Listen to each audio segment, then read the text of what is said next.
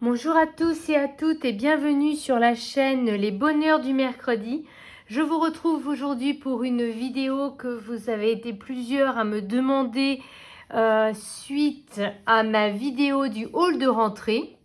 À savoir comment je fais mes coloriages au feutre. Je vous disais que j'avais trouvé une technique où il y avait encore des traces mais presque plus et qui était un peu un mix de plusieurs techniques existantes. Et du coup, je vais vous montrer ça. Donc j'ai choisi un coloriage que j'aime pas trop. Voilà. Dans les livres de coloriage mystère, il y en a 100, il y en a toujours quelques-uns qu'on n'aime pas trop. Autant ceux que j'aime beaucoup, je les fais toujours au crayon de couleur. Ça, je ne change pas. D'ailleurs, j'en ai commencé un hier au crayon de couleur. Voilà, donc ça n'a rien à voir, le résultat, etc. Mais ceux que j'aime pas, ça m'énerve un petit peu d'utiliser mes crayons de couleur pour faire ces colos-là alors que je les aime pas. Et surtout, d'autant plus que c'est très long. Enfin, c'est bien plus long de les faire au crayon de couleur que de les faire au feutre.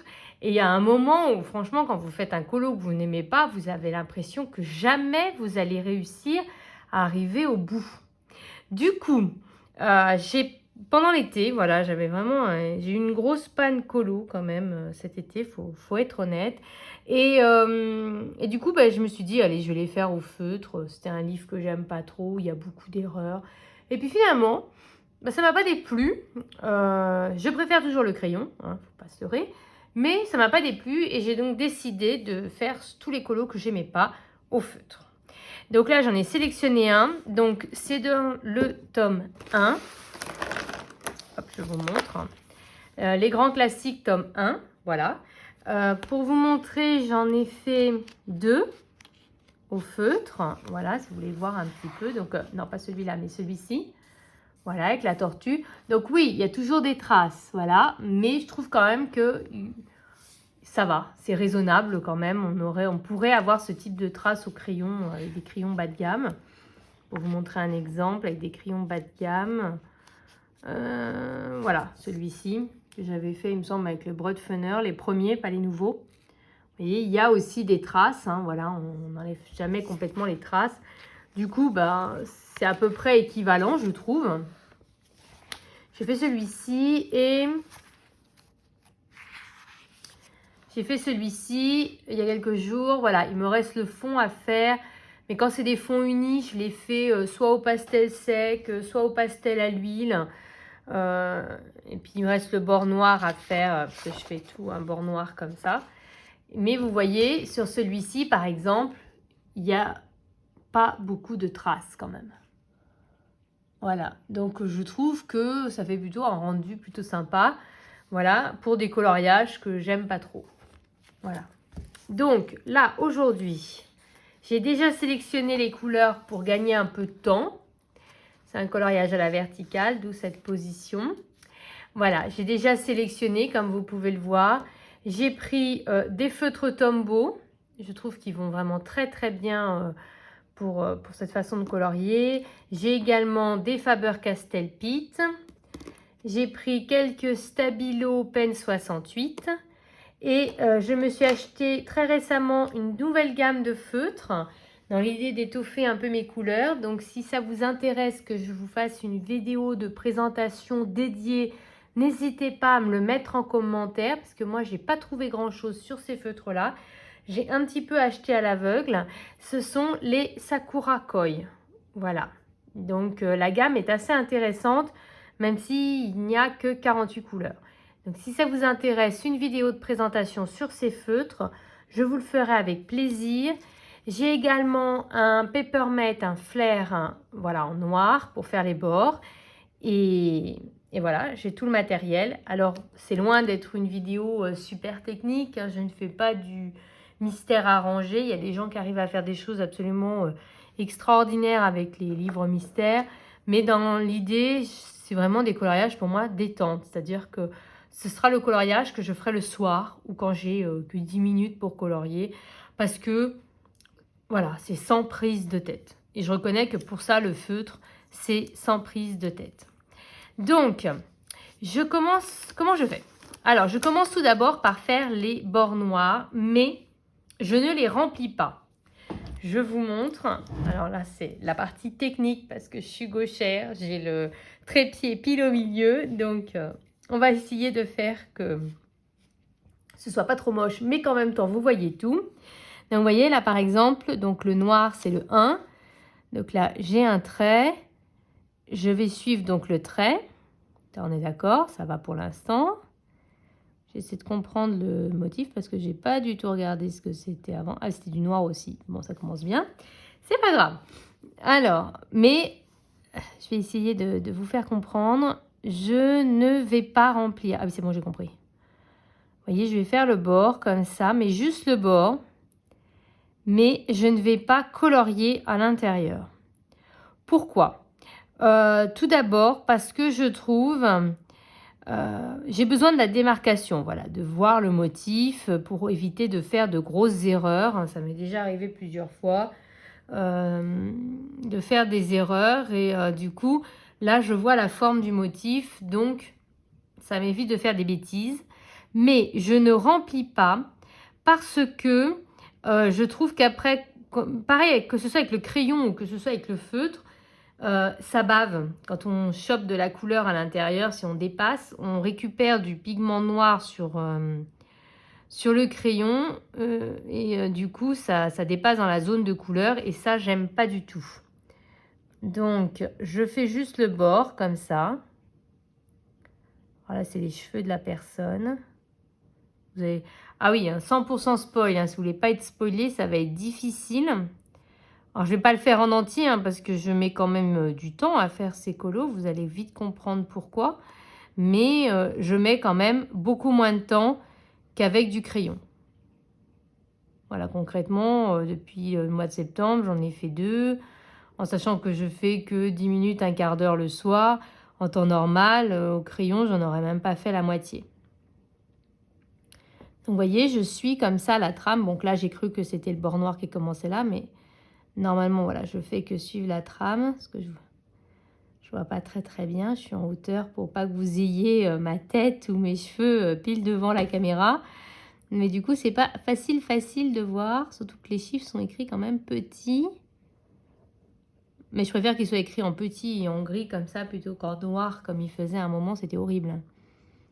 Alors, on va essayer de pas faire de bêtises. Donc là, vous voyez, il y a une autre couleur. Donc voilà, je fais que le pourtour en noir comme ça.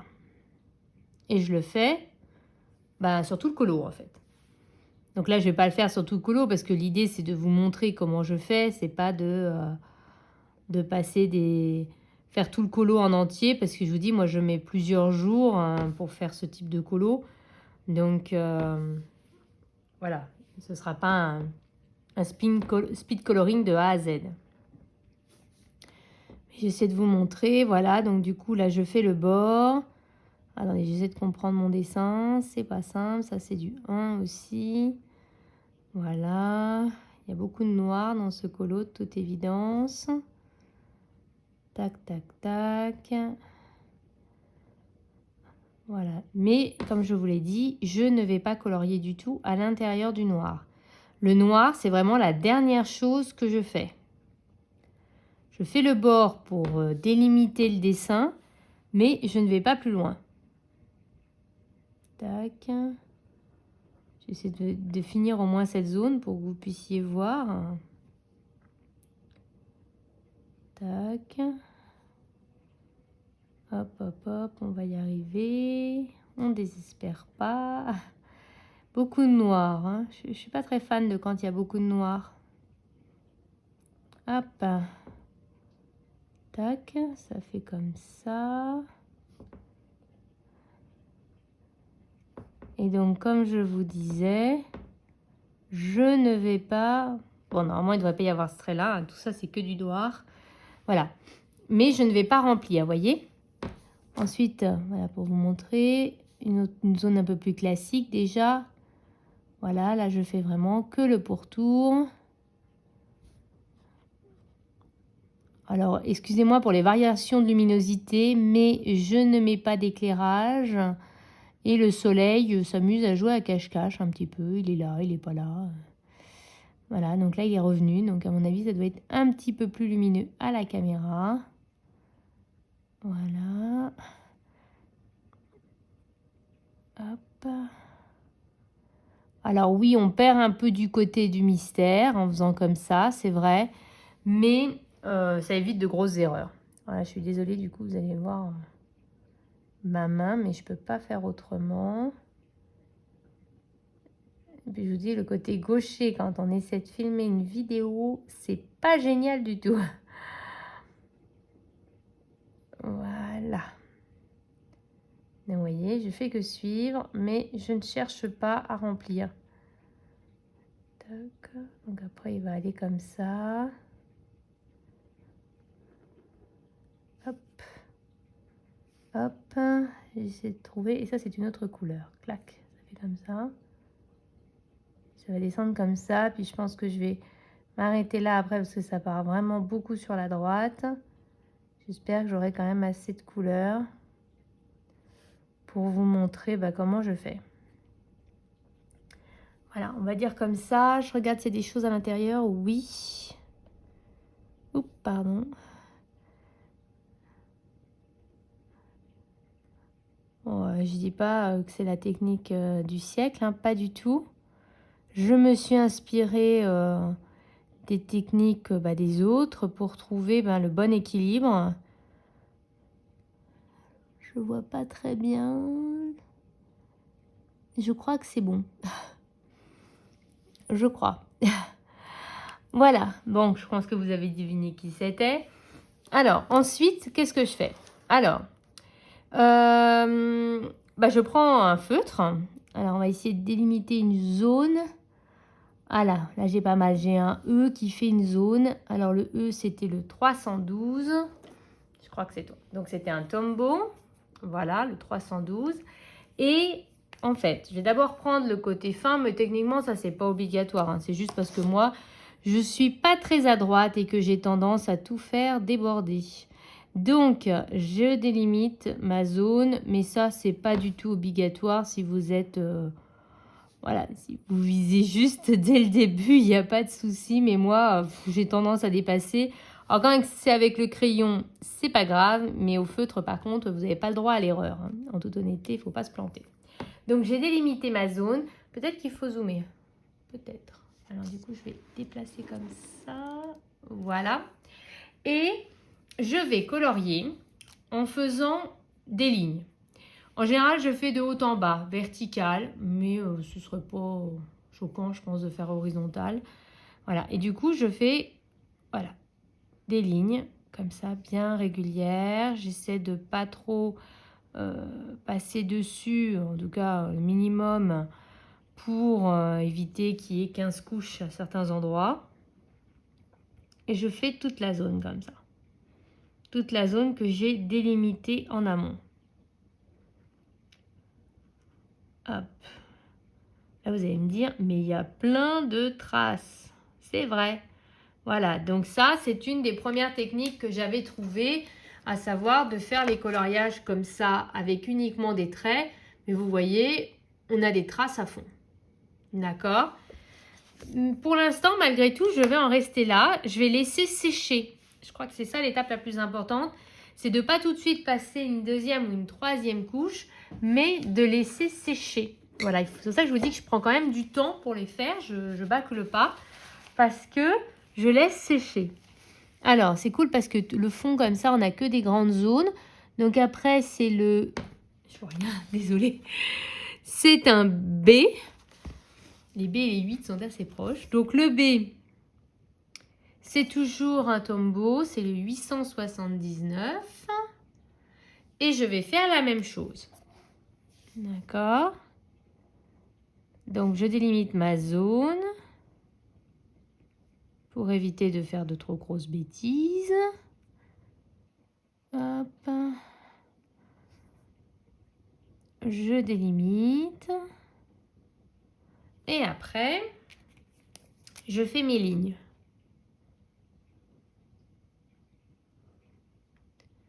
Voilà. Donc, j'essaie de limiter Désolée, hein, vraiment. Hein. Je sais pas ce que fait pour une fois qu'on a un peu de soleil, il joue à cache-cache. Je me demande même si je vais pas être obligée d'allumer la lumière électrique parce que là, c'est un cache-cache prolongé. Vous avez vu, j'ai dépassé. Rien me fait dépasser, c'est terrible. Voilà. Tac. Et là encore, je laisse sécher. Voilà, c'est vraiment important de bien laisser sécher. Alors, ce qui fait que très souvent, je fais que les traits un jour et le lendemain, quand je reviens, je fais la deuxième étape. On va essayer avec une troisième couleur. Au-dessus, vous voyez, c'est une autre lettre, c'est le D. Le D, j'avais choisi un Stabilo. J'aimerais bien que la lumière revienne parce que ça va être tout sombre pour vous. D'un autre côté, le fait que ce soit sombre, je me dis que vous voyez mieux les traces. C'est pas plus mal.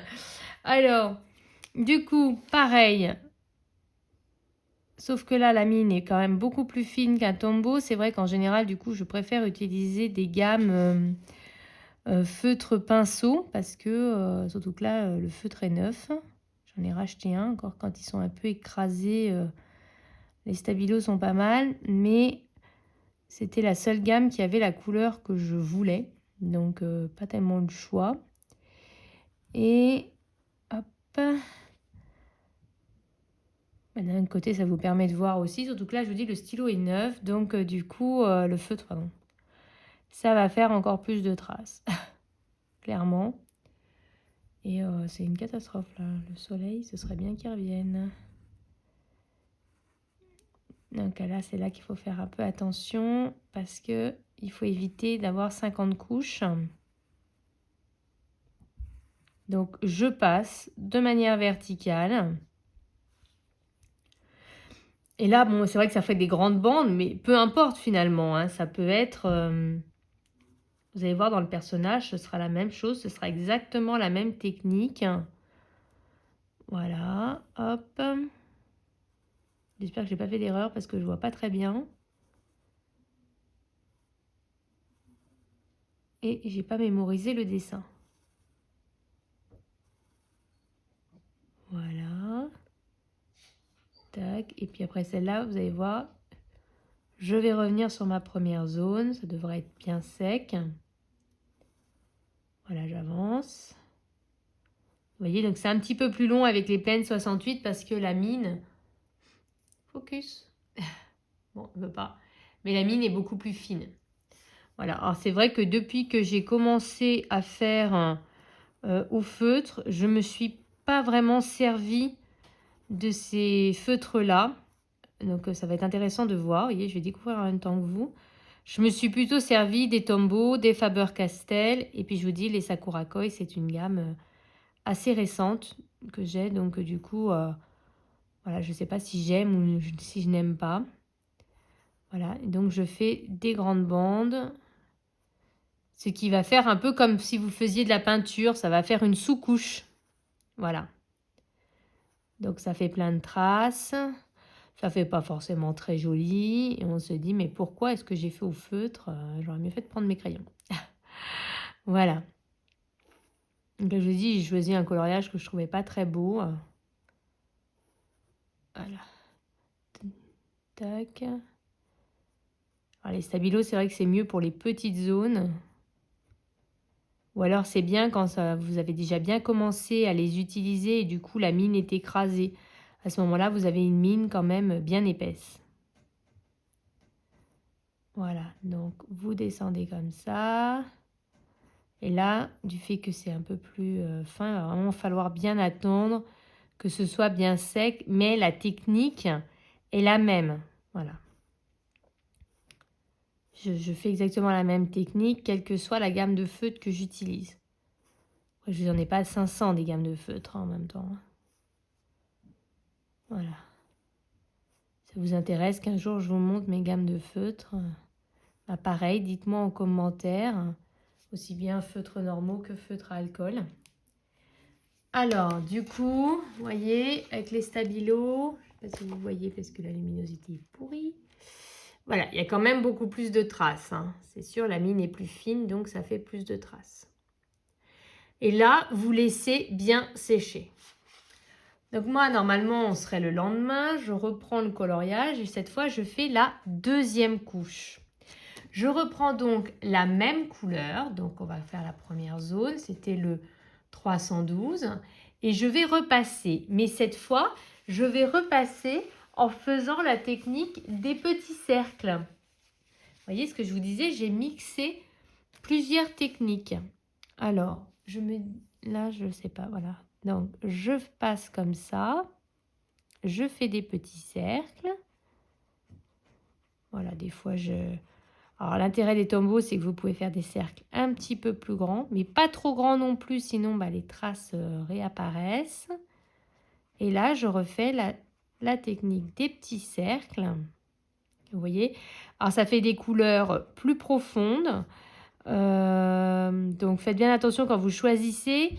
Choisissez peut-être une petite carnation en dessous pour éviter que ce soit bien plus foncé que ce que vous aviez envisagé. Voilà. Faites toute la zone surtout. Vous interrompez pas parce que sinon, voilà, je l'ai fait donc vous allez pouvoir voir. Ça vous fait une démarcation quand vous passez d'une couleur à une autre. Hein, vous voyez, ça fait une démarcation. Voilà, si vous ne faites pas attention. Et puis après, on laisse sécher.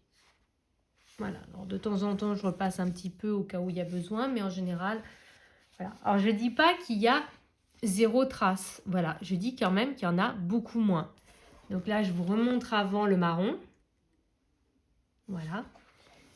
Et je repasse, donc en faisant les petits cercles. Vous voyez, donc là, c'est vraiment des petits ronds. Je fais toute la zone. Alors, c'est notamment, je trouve que c'est bien visible sur les couleurs bien foncées. C'est là que cette technique est est encore plus marquante, on va dire. Voilà, donc je fais toute la zone. Je tarde pas parce que sinon, quand c'est sec et que je passe après, ça fait comme si je faisais une troisième couche. Et vous voyez, le marron, il y a quasiment plus de traces. Vous voyez, le vert quand il sèche, donc il y en a encore un petit peu, hein, mais il y en a quand même beaucoup moins que tout à l'heure. Alors, on va tenter avec le stabilo. Alors, je ne sais pas si c'est super sec, on verra bien. Je ne pense pas faire toute la zone parce que ça va être... si, en même temps, j'allais dire, si, par rapport à ce que j'ai dit, normalement, il faudrait faire toute la zone, sinon ça va faire des traces. Donc, je fais des petits cercles. Voilà, je ne traîne pas entre deux zones. J'avance assez vite pour éviter que ça fasse comme s'il y avait une troisième couche qui passait par-dessus. Voilà.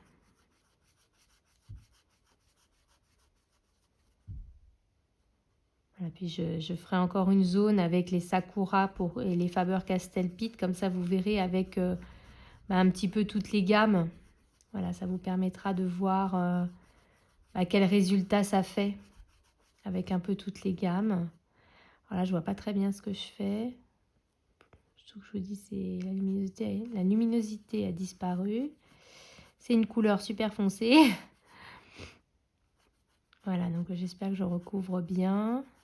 J'espère que vous voyez aussi ce que je fais. Voilà.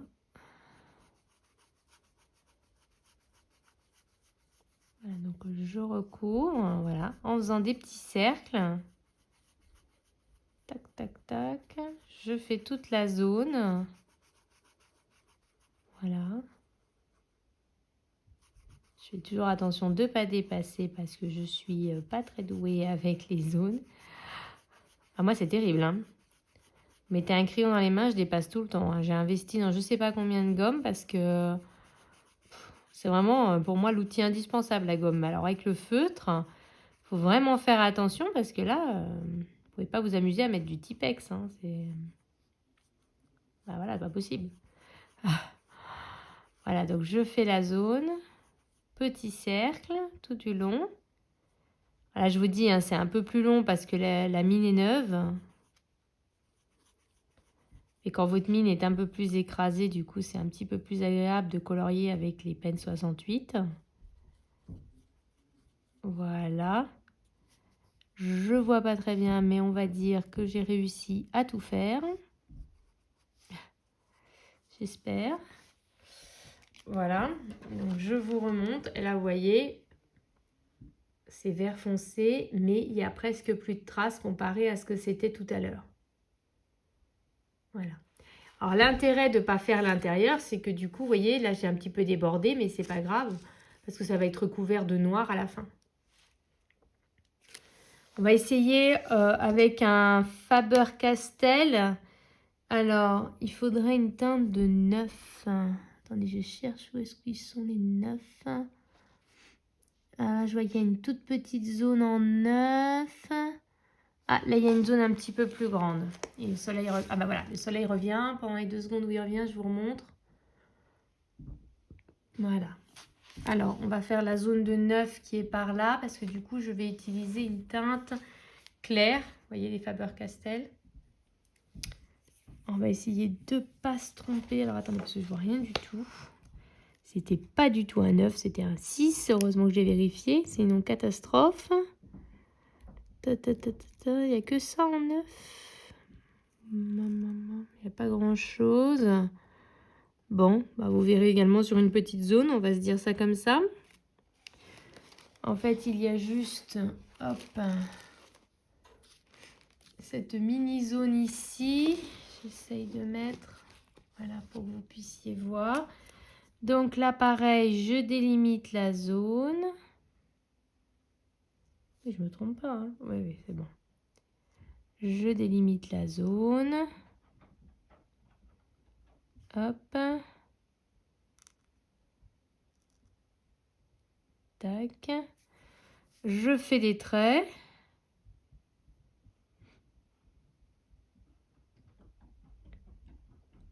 Hop.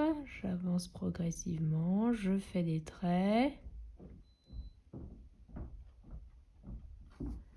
Voilà. Je vais laisser sécher un petit peu. Et ensuite, en Sakura... Ah, j'ai un brun là. La couleur numéro 2. Ça, on va laisser sécher. Le 2. Bah, j'ai un petit bout à côté. J'ai pas de grande zone dans ces couleurs-là. Donc, je prends le 2. Je délimite la zone.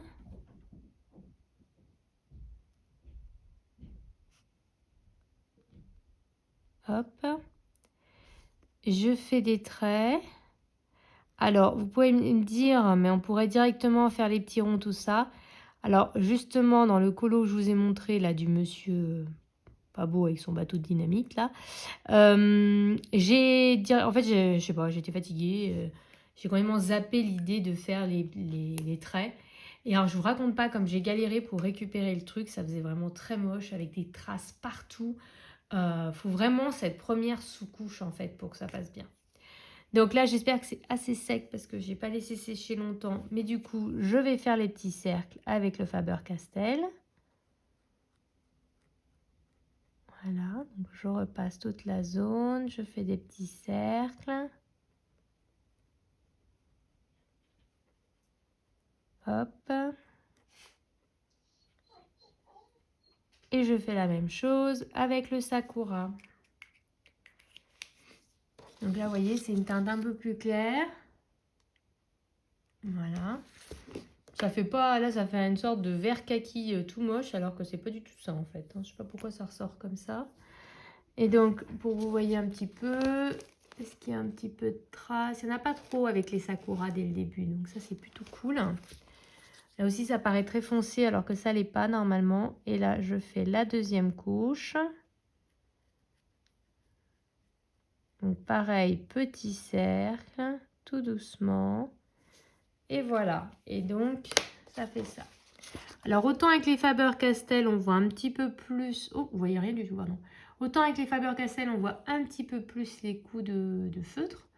Autant là, avec le Sakura, bon, c'est une teinte foncée, hein. C'est sûr que ça marche mieux.